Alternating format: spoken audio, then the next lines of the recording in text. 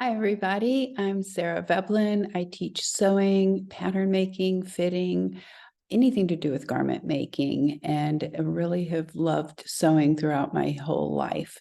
I am going to talk with you today about unsuccessful garments. And if you're like me, no matter how hard we try, how much we fit, how much we think about the fabric, sometimes we just end up with a garment that's not successful. And what do we do with those? How do we just get rid of them? Do we keep them in our closet? Do we beat ourselves up?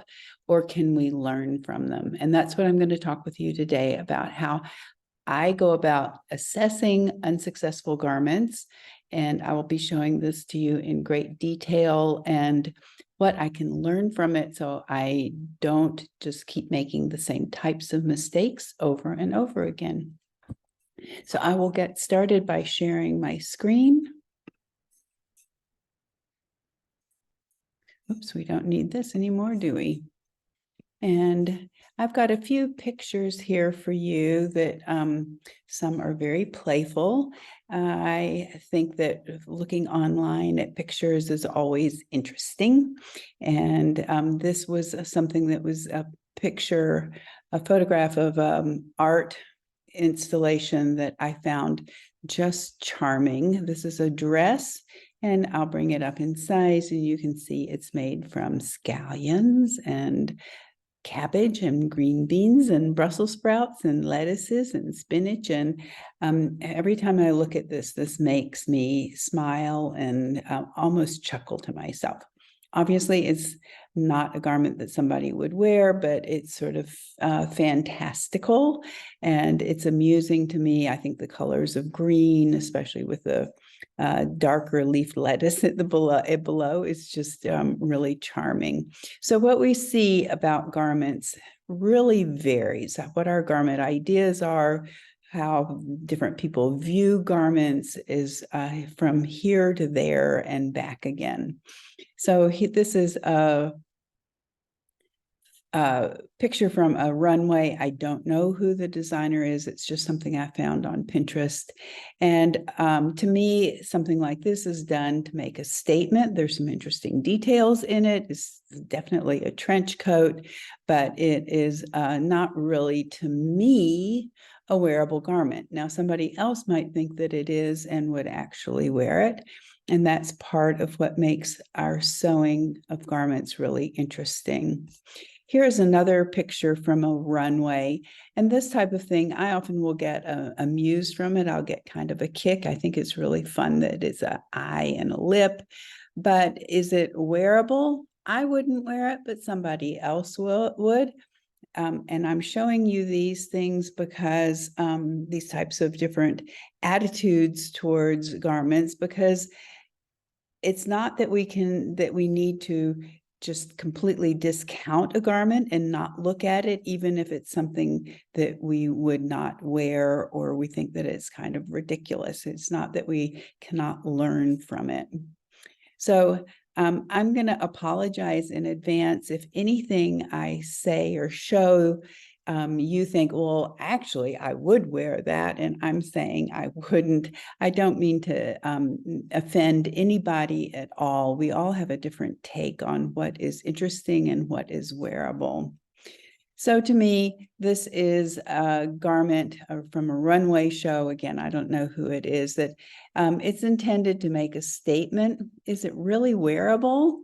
Well, to me, altogether, the ensemble wouldn't be, but I sure think, I'm going to bring up in size, I sure think this sort of big, thick yarn that's been woven around, that's really interesting to me. It's really got beautiful textures and coloration. So even though the overall garment is not something I would wear, maybe to a costume party, but that's me, and you may have a different take on it.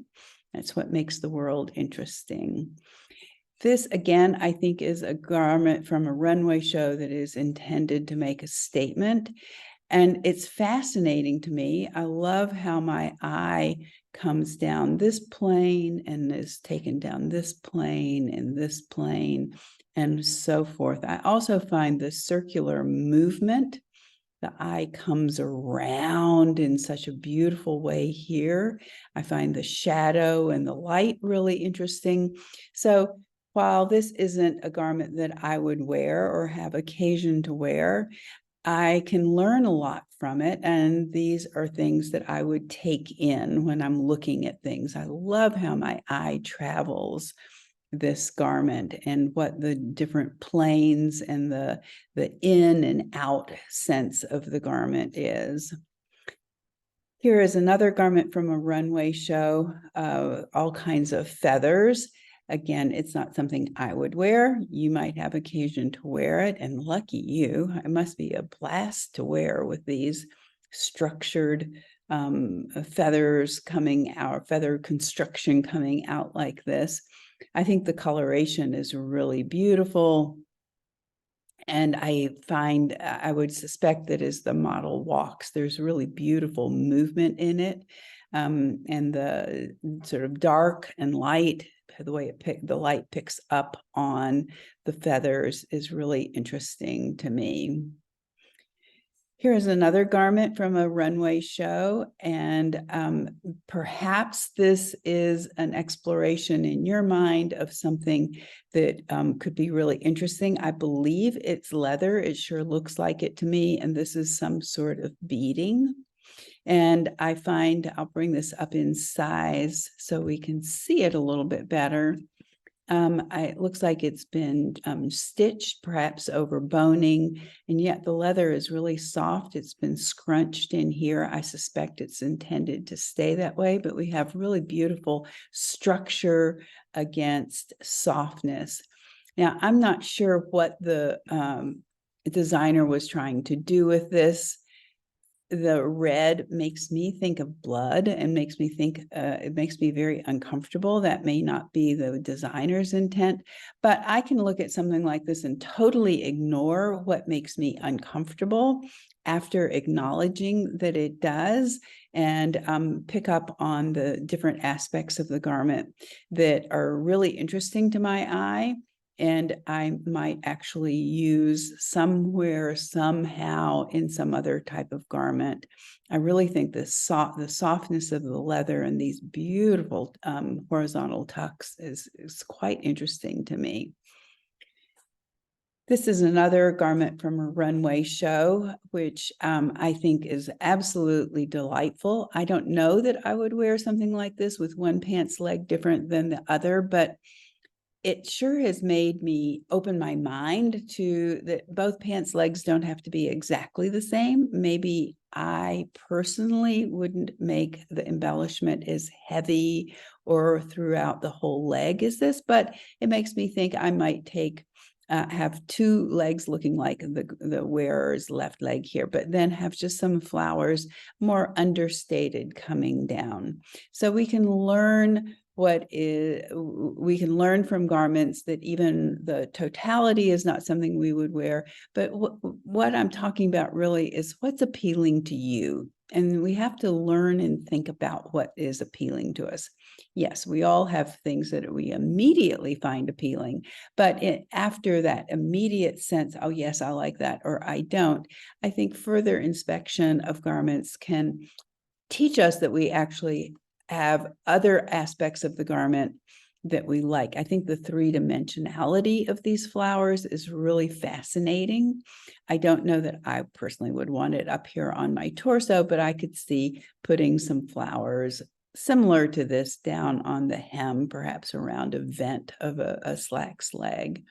So we're always learning. I think it's important to keep our eyes open to new things and to perhaps not reject them all out of hand immediately.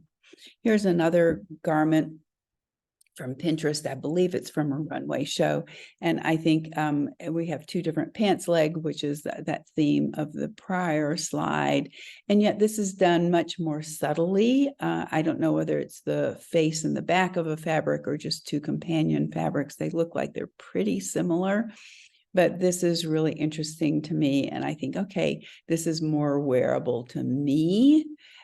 but I don't know that I would wear something exactly like this, but it opens my mind up. So this type of assessment, as well as the assessment I'll be talking about, unsuccessful garments that I've made, is really critical, I think, to expanding how we approach making our garments. Here's another picture of pants legs. I personally don't wear this much fabric on my lower leg, and yet at the same time, I find these pleats quite interesting and alluring.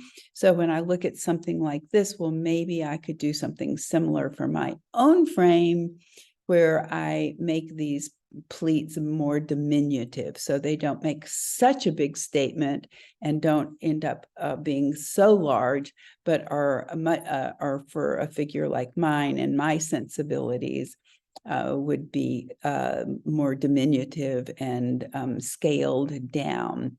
So again, a garment that I wouldn't wear, but I sure can learn from it.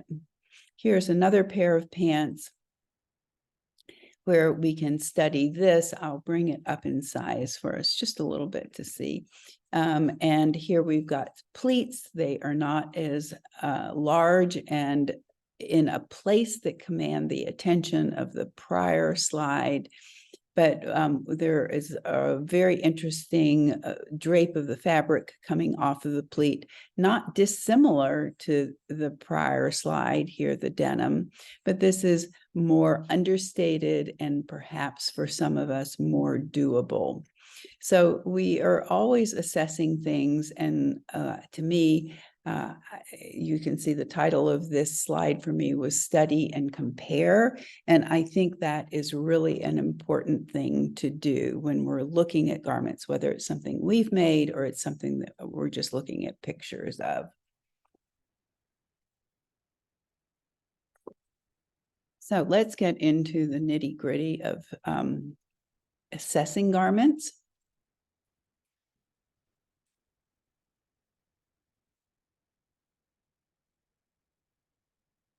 And this is the methodology that I often go through when I am going to be assessing a garment. I'm going to stop sharing my screen here for a second to say, I strongly encourage you, when you have finished making a garment, is to take a few minutes to look at it and find 1, 2, 3, 4 things that you like, that worked well, that you like about the garment. And it could be that you like the print of the fabric, or that you like the softness of the fabric, or you like the thread color, the match that you used, or contrast color of the thread. It doesn't have to be anything about the entire garment, but it can be. It could be that you were really happy with your construction. It could be about that the garment really fits you pretty nicely in ways. But on unsuccessful garments, I think it's important, first of all, to figure out a few things and make notes. I'm a big encourager of taking notes about things. About what worked. So in a sense, what I'm saying is give yourself that pat on the back. Some of the things in the garment worked, and let yourself take full appreciation for that. And that can take 2 or 3 seconds or 2 or 3 minutes. I encourage you to spend more than a couple of seconds, but I'm not saying that you need to spend, 20 minutes or 30 minutes in this exercise. It can be a relatively quick exercise. And again, I'm going to say, I really think it helps to make notes about these things. For many years, I kept a piece of paper with just a piece of notebook paper with each pattern, and I would keep a swatch of fabric, and then I would make these quick little notes about what I felt like worked well. And then I get into what I wish I had done better, or what my constructive criticism of the garment is, and what didn't work, what I am not happy with. So this is the type of thing I'm going to be talking about. We'll go back to looking at what I've written out for you. You are welcome to take screenshots of these files where I have written things out, and print them out or do whatever you would like to them. If you find them helpful, I'm very glad about that. So when I'm assessing a not so successful garment, And this is the process I go through after I've taken the time to think about a few things that worked well. So I think it's really important, number one here, to assess how you feel when you wear the garment. Because after all, that's what we are doing, being garment makers. We're making garments to wear. So wear it, think about it, and make notes. And I encourage you to do this several times. So not just right when you finish construction and you try it on for that last time. For me, I'm always thinking, oh yes, I hope it's great. But it's not that, but actually wear the garment. So that might be around the house. It might be going out to do some errands. Even if you think, I don't particularly like this garment, it's not that successful, I think it's really important to go on and wear it, because that's going to give you a lot of feedback about what it is that is putting that garment into the not so successful category. Then number two, I think it's important to assess the construction. Can you identify something or a few things that went amiss? And can you figure out then what you should have done? Sometimes we can say, yes, I can tell you that when I top stitched, my top stitching wasn't very fluid and clean. And sometimes assessing what you could have done, figuring out what you could have done to make it more successful. Sometimes you can say, okay, I'll do some samples now. I should have done the samples ahead of making the garment and top stitching. And sometimes it's like, no matter what I have done, I'm still not really sure what caused it. And the mishap or the top stitching in the example I'm giving you didn't go very well. Sometimes I think it's helpful to get advice. That can be from a professional that you work with. I'm always available for people to do consulting. And sometimes it's just talking to a sewing buddy or looking online or reading some online forums. So if you, for instance, if you have, I'm going to stop sharing my screen here. If you have a coarse linen and you tried to do, or you did do some top stitching, and it seems like your stitches are kind of going zigzaggy, or they don't look really straight, it could be that it's just the fashion fabric. The coarseness of the linen is preventing the stitches, the top stitching, to go in really nicely. Or it could have been that you needed to use a top stitching thread and really lengthen your stitch much more than you had anticipated. So sometimes just talking to somebody or reading forums or posting in a forum, has anybody ever had this happen? Somebody might be able to come up with you might be able to read a few comments that help you solve the issue that you encountered.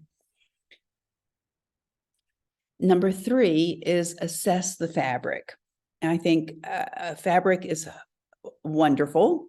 I certainly buy my share of it, and it is part of what always sparks my imagination and spurs me to sew. I think it's important to assess your fabric and to make notes, because over time you'll realize that there's some things about fabrics that you really like, and there are other things that you don't like so much, and that might help you understand that you want to steer away from them, those types of characteristics in a fabric. So do you like the fabric type? And by type, what I mean is maybe it's a woven or maybe it's a knit. If it's a woven, maybe it's a herringbone weave or a twill weave. Maybe it's a plaid. Maybe it's a corduroy. So we've got the nap to it. But what's that type of fabric? There are hundreds of types of fabrics. You can have tone-on-tone weaves, sort of like a brocade. The sky is the limit. We are so blessed to have incredible choice of fabrics these days. So do you like the fabric type? Then another question to ask yourself is, do you like the fiber content? That is not about the fabric type, but the fiber content literally is what it is made from, what type of fiber or fibers it is made from. So perhaps it's a cotton linen blend, so cotton, linen, rayon, wool, silk, and then we have a whole host of man-made fabrics. Some people put rayon in man-made, although it is a cellulosic fabric, so it breathes. But then we have all types of polyester type fabrics and nylons. So do you like the fiber content? This is something I always encourage you to do, is to differentiate between the fiber content and the fabric type. Those two work hand in hand to make up the fabric, but it's important to separate them out in your mind. Do you like the color of the fabric? Sometimes I'll make something out and go, oh, that color was almost, but it really wasn't the best. And colors can be hard to assess. Do you like the hand of the fabric? So with a rayon, for instance, or a lot of silks, we have very soft drapey hand. And sometimes in cottons, we can have a crisp cotton, or we can have a soft cotton shirting, a crisp cotton shirting, and some different fiber types we can get in lots of different range of how soft or fluid it is to how much structure there is. So hand and structure can be a little bit hard to separate out, but I use both of the terms. Hand to me has a lot to do with how it literally feels, the fabric feels in my hand. And the structure has to do with how much structure that fabric has in and of itself. And of course, we can always add structure via lining, underlining, and interfacings. So to go on with what I am thinking about when I'm assessing a garment, let's go to fit. Do you feel good wearing it? Boy, is that a huge one for me. That's important. I really want to feel comfortable in my garments. Is the fit too tight, or is the fit too loose? So those are overall arching concepts: too tight, too loose. Sometimes part of the garment is just right and parts of it are tight and parts of it are loose. So you want to be thinking about that, which are the next two items to some degree. Does it fit in the bust, in the waist, the hip? Does it fit in the shoulders, the armholes, and the sleeves? So this is all about assessing the fit. This is another aspect of assessment that I do. And then I want to assess the garment structure, and along with it, the engineering or structuring I put into the garment. Meaning, is the facing an appropriate shape? Did I make a good selection of the interfacing? Was my interfacing choice appropriate? Would it have been better to have had a larger facing or a smaller facing? Did I need more or less structure in my interfacing? Would the fabric have benefited from being underlined? Perhaps it's just too limp for the garment that you chose. And if you had added an underlining, or perhaps here the last one, would the garment have benefited from a lining? Sometimes you can get a little bit more structure there. So this is all about what I think of as the structure and engineering of the garment. I feel that over the years, this is something I've learned to pay more and more attention to, rather than less and less. And then assess the design and general appearance of the garment. Does the overall design make sense? Am I happy with that? Is there enough going on? Does the garment say enough? Or is there too much going on? Did I add so many embellishments, or I have so many different seams that along with the fashion fabric that I chose, that there's just has ended up being too much going on? And I think there's a really fine balance between having enough going on to make the garment say something and having too much going on. And then this is a phrase I use, this last one: is the garment an orphan? I have made so many tops in my life that I did not have exactly the right bottom to wear with it, whether that was a skirt or a pair of pants. And then I realized I really like the garment, but what am I going to wear it with? And that's what I refer to as an orphan. So sometimes I am selecting fabric, and after I get it, if I've ordered it online or I've actually bought it and gotten it home, often if I'm going to make it as a separate, so I say it's a top for a pair of pants, or it's a skirt fabric, and then I'm going to need a top, I make sure that I have a fabric that I can pair with it successfully, because I've made so many orphans in my lifetime of sewing that I thought, oh, I love the garment, but what am I going to wear with it? So now we're going to get into the last part of the assessment that I do, which is the viability of the garment. Are there enough positives? So do the positives outweigh the negatives? Do you want to put the time into making the garment better? So there are times I'll go back in and rework part of the garment, and I think, okay, this is going to be worth it because making it a little bit better will allow me to wear it.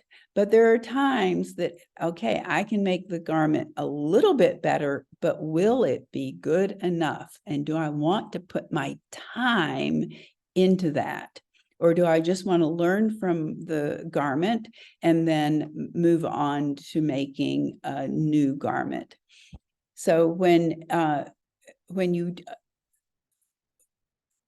are thinking about making some changes, think about, will better be good enough?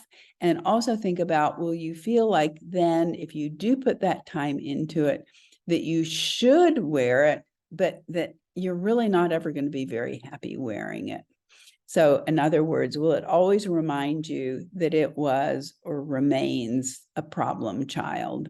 And there are garments, I think, okay, I've put the X amount of time to change this, and I put it on, and almost always I take it off, and I could go back and rework parts of it, but it is going to take a lot of time. And on garments like that, at some point, I usually just get them out of my closet, because with them hanging there, I'm always thinking, oh my gosh, I should wear that. I put so much time into it. I spent the money on the fabric. I spent the time, which for a lot of us is really important. And yet every time I put it on, I want to take it off again. So as long as that's hanging in my closet, it's a sort of like a poke at me. It's like, you should wear this, but I'm never happy wearing it. So I think this is a good example of when I think it's super important to really assess the garment in all of these ways that I've been talking about, and in other ways you find you like to assess your garments. Make some notes, and then just say, it's going to be passed on to somebody else.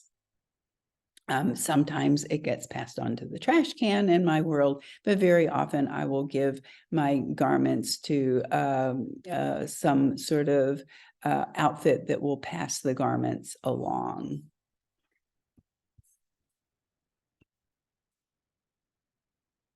So fit is a very personal preference.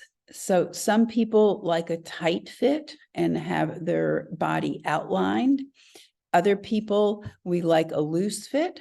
Some of us don't like this loose of a fit, but I'm giving you sort of the opposite ends of the spectrum. So don't feel like just because you see garments presented to us either by pattern companies or on runways or in stores or in advertising about whether garments are fitted, super fitted, semi-fitted, loose, really loose.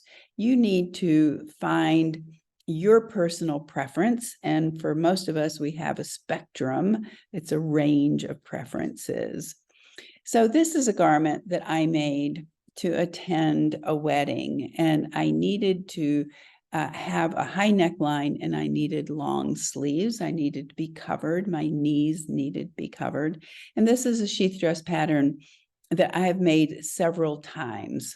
And I like many aspects of this garment. I'm going to talk to you about what didn't work in it and show you my actual process of assessing a garment. And here is the garment from the side. You can see we have a high-low flounce at the hem here. And this was my process of assessing it. I'll get my screen pulled down. That's awfully big for us here. So what do I like? Remember, that's what I try to do first. The lace fashion fabric, I really liked it. The coloration I achieved with the underlining fabric, it was really cool. I really liked that. The asymmetric hem, I liked. The amount of gathering I had in the flounce, I really liked. What am I unhappy about? I don't like the jewel neckline. I made it a jewel to wear to the wedding, so I would be appropriately dressed. The underlining fabric, because I underlined the lace fabric, has no give whatsoever, and it makes me feel constricted. The fit is too tight across the back. The sleeves are restrictive. It also has a center back zipper, which is impossible for me to do on my own. When I was going to this wedding, I got into the dress and got the zipper partway up, and I was living by myself then and drove to one of my daughter's houses and said, "Will you zip me up?" And then I said, "I'm coming home at such and such a time. I need to come by your house and have you unzip me." So this center back zipper really was impossible for me to do, in part because the fabric was restrictive on me and I did not have very much movement. I have to say, I felt great wearing it for the occasion, but overall, I thought this is not a great garment for me. So changes I'd want to make were I to wear it again. I could change the neckline to a scoop neckline. I could change the long sleeve to a cap sleeve. That's going to help get rid of this restrictiveness in the sleeves. It also will help me get more movement altogether. With a cap sleeve, I could move the zipper to the side seam. And I could also alter the side seam at the underarm and down a few inches, which is where it felt tight, especially was right in here because the fabric didn't have any give. So I could do all of those things. And then what I like to do is to assess the time and the difficulty to make these changes. And these are notes that I often make when I'm thinking about, am I going to put the time into changing it, or am I just going to cut my losses and give the garment away? So to change the neckline from a jewel neckline down to a scoop neckline is probably the first thing I thought, oh, it'll take about a half hour. In reality, I think it would be 1.5 to 2 hours because it's very fussy and it's very exacting work. You have to make sure your neckline is nice and smooth.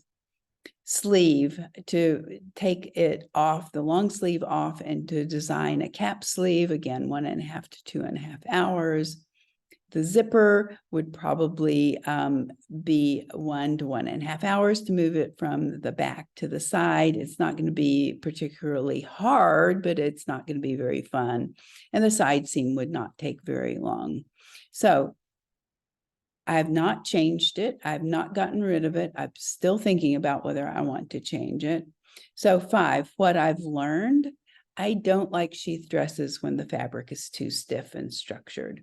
And I will tell you that this was not the first time I made a sheath dress out of a fabric that was a little stiff. I had made another one. And I also realized after wearing it, before this lace one that I've just shown you, that the fabric was a little bit too restrictive. Now this fabric in the lace one was more restrictive. So, okay, finally it's gotten through my head. I really don't like these fabrics in sheath dresses that don't have any kind of natural give and that I feel like they're really structured and restrictive. Took me a while, but I've gotten there. So here's a tunic. This is a knit. I have 3 different tunics to show you off the same pattern so you can see kind of a progression and a regression. So here it is from the front and from the back. There's a detail of the back on the cowl. You can see my stripes didn't line up. And this is a pink and gray stripe tunic. So what do I like? I love the colors. I like the stripe width. I like the cowl neck color. I like how comfortable the fit is. And I really like that the collar was bias cut, how it looked from the front. I'll pull this down here. You can, on the side, the little icon picture, you can see what that looked like. What I'm unhappy about, the odd stripe circumstance that I got at the back of the collar. I showed you that before. We can take another look at it. Just because of the way the cowl was cut and the stripe and the bias, I have a very odd mismatch. The length, I'm not really happy with. It's a little long, and the fit is a little loose in the body and the sleeves. So the changes I've made and am considering making, I put a detail on the center back to give a different focus at the center back, so you don't concentrate on those stripes mismatching, but there's something else going on. I did shorten the sleeve hem length, and that helped. I could take in the sleeves, especially at the hem, and I could take in the side seams. So the time and difficulty to make these changes, and the collar detail I did to shorten the hem length would probably be 1/2 to 3/4 of an hour. So to me, that's worth doing. Taking in the sleeves at the hem, probably an hour, worth doing. Take in the side seams above. Take in the side seams above, changes might be enough. And this is something I encourage you to think about. If I spent this amount of time, that might be enough, and I might not feel like I need to take in the side seams. So sometimes I have to think about, well, what's going to be the biggest bang for my buck? How am I going to get closer to what I want? So what I've learned when I use this cowl and I'm using a stripe, I've really got to plan more. I need to revisit the sleeve width at the hem of this pattern, and that I really love this cowl neck. So these are things that I've learned. Now here, same garment, same pattern, same pattern and different garment. This is a stretchy rayon knit, and we can look at a detail here. The hem doesn't look very nice. It's kind of ripply. So what happened with this one? So I made it again. What I do like, the print and the colors in the print, I really liked that. I thought it was very interesting. For me, it's a large enough print. I can discuss that more. So I do like these spaced out prints more. And the fabric feels really soft, and I like that. So what am I unhappy about? The fabric is so stretchy, it has stretch in the length of grain that my darts are low. And the fabric is so stretchy with that stretch in the length of grain of the knit, the neckline is low. The fabric clings to my body, especially my stomach. I do not like that happening. The cowl neck is very floppy and it doesn't hold its shape. And the machine hems are wiggly looking from the stretch of the fabric. So changes I'd want to make if I were to wear it again, I could pull it up at the shoulders to get those darts in the right place. Well, that's a lot of work once that cowl has been set in, which it is, the garment's complete. The fabric will be clingy. Even if I were to change the shoulders, that fabric is always going to be clingy. The cowl neck would still be floppy unless I took the cowl neck off and used some interfacing in it. So total assessment is it's not worth it to me to make these changes. What I've learned, knit fabrics with a good deal of stretch in the length of grain, as well as the cross grain is problematic in terms of fit. Tunics, I like a soft, but not too drapey of a knit fabric. And rayon spandex knits with stretch in both grains, the cross grain and the length of grain, are problematic for me to use successfully, especially I've learned when there is a lot of stretch in the length of grain. Now, what I have on, I avoided rayon spandex knits for a couple of years, and then I got brave and decided to try it again. And this is a rayon spandex knit, and it has a little bit of stretch in the cross grain, not as much as that pink garment. And I will stand up and show you, hopefully I won't knock my chair over, that I've made kind of a swing tunic and or long t-shirt. And this I really like because the swing provides enough room over my stomach that I don't get that clinginess over the stomach. So partly these notes that I took in that particular garment helped me, after avoiding these types of knits for a while, has helped me find a style of garment that works for me with them. So here is one more tunic. This is from a cotton sweatshirt fleece, and same pattern. You can see the cowl is really quite stiff here.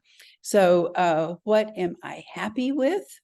What I do like, I like the decorative ribbon along the raglan seams and the cuff. So there you can see I have a decorative ribbon here and here, and I like that. I love the color. I like purple, and I really liked the structure of the cowl, how it's held its shape.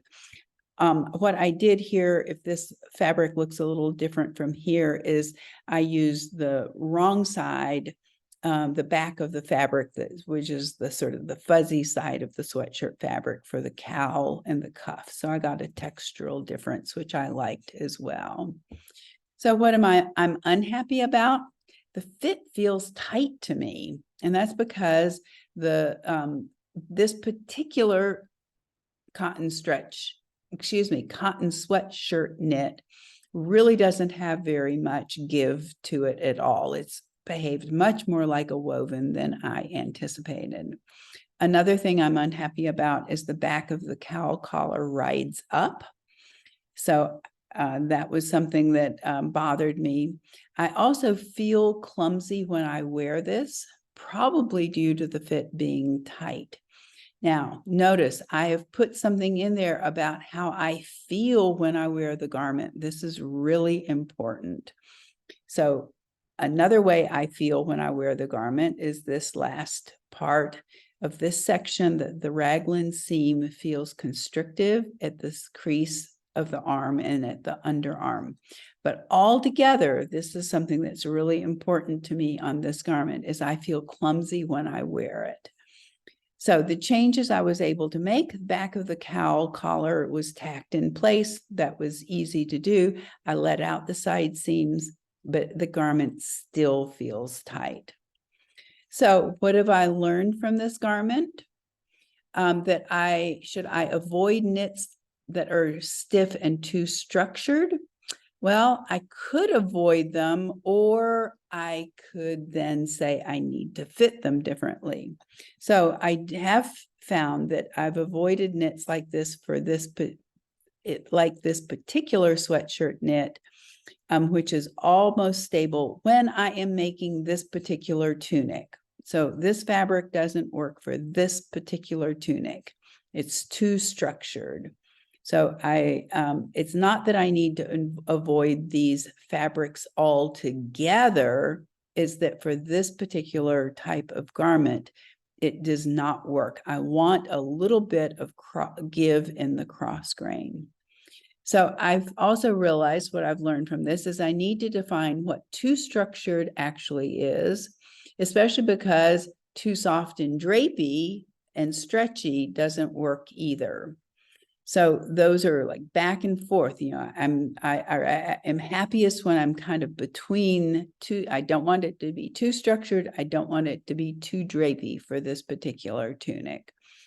The decorative trim along the raglan seams, I really liked it, but it was completely stable. It had no give whatsoever. And I think that contributed to how constricted I felt in the garment, because this seam doesn't have any give to it whatsoever, that raglan seam.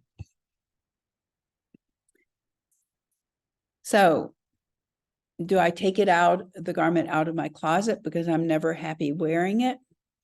Actually, that's what I ended up doing. But another possibility is to keep the garment, or maybe just put a swatch of the fabric in my tunic pattern envelope as a reminder of what a two-stable knit is like. And that's what I did. I happened to have another piece, a little swatch of this fabric. I put it right in my pattern envelope for this particular pattern with a note. This is two-stable. So if I'm picking out another fabric, I don't want it as stable as this. I also don't want it as stretchy as that great big print. So one thing I kept reminding myself is that I really like the color and the saturation of the color. And I really like the concept of a trim on the raglan seams. So these are the things that I feel like I really learned from this garment. And then it went to, I gave it away so somebody else might come across it and be able to wear it. So I have one more garment for you here. This is from the Fit for Art tabula rasa jacket. I have turned it into a blouse. I've gotten rid of the kimono neckline. I've done a whole lot of changes on it, but that's the base of it.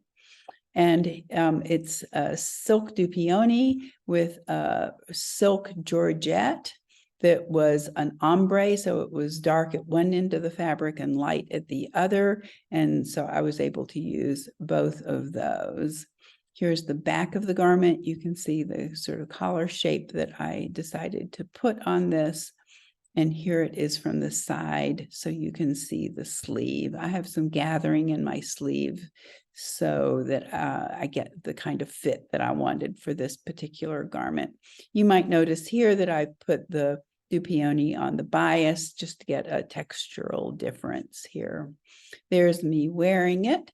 And this is important to see because I generally don't wear things this low. And that is one of the criticisms I had.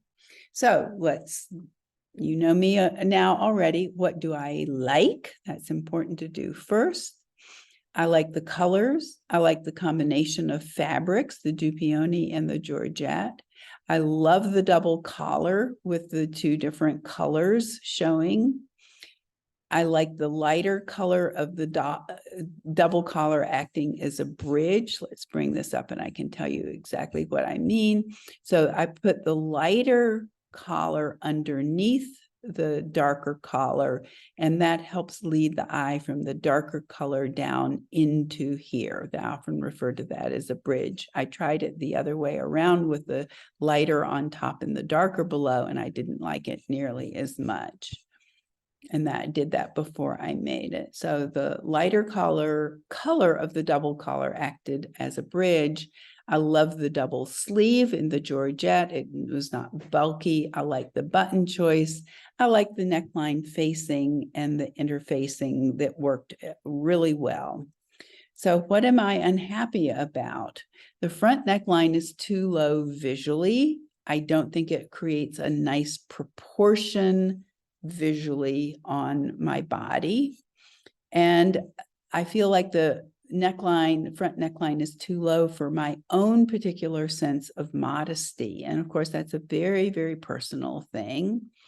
And I feel like the fit is still a little loose overall. Now, I'd made this blouse before, and this was another go round. I'd cut it down a little bit. So that's why I say it's still a little loose overall. Changes I'd want to make to continue wearing it. I cannot raise the front neckline. So maybe what I can do is just wear a tank top underneath to fill in the low neckline. So that's one way to get around this. Time and difficulty to make the changes. To set aside, I could easily set aside an hour or so to see how the blouse looks when the low neckline is filled in. So I could have different tank tops. I could have a different piece of lace that I could put on a tank top to fill in that low neckline. Because I don't really mind too much how low how loose the garment is. So when I really started to think about that the neckline was low and that the garment was loose. When I started to really think about changes, I don't mind the looseness of the fit nearly as much as I mind that low neckline. So what I've learned, I'm really close to having this pattern worked out to my satisfaction. The pattern needs to be changed to raise the neckline, and the blouse needs to be taken in. Figure out where and how much, and then make some notes. So these are some examples, concrete examples of showing you the garment and talking about what I felt like worked well, what didn't work well. And I hope by following through these examples with me that it helps you discover how to keep notes and how you can assess unsuccessful garments so that you don't keep making the same mistakes and that your sewing journey continues. Thank you so much for joining me.